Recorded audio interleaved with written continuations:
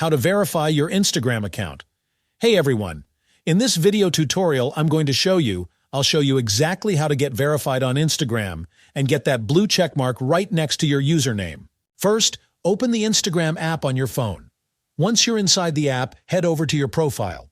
Once you're there, tap the 3 horizontal lines in the top right corner. From the menu, go ahead and select Account Center. You'll find it right at the top. Scroll down until you see the option that says Meta Verified, or an option like Subscription or Get Verified. Tap on it. Instagram will now show you what comes with a verified account. Things like the official blue badge, enhanced account security, improved customer support, and more.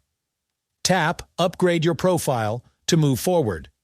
Now, Instagram will display the monthly subscription price. It may vary depending on your country or region. Review the benefits one more time, and when you're ready, hit Continue. Before your verification goes live, you'll need to set up 2-factor authentication. This is a required security step, so don't skip it. Once that's complete, your Meta Verified subscription will be activated.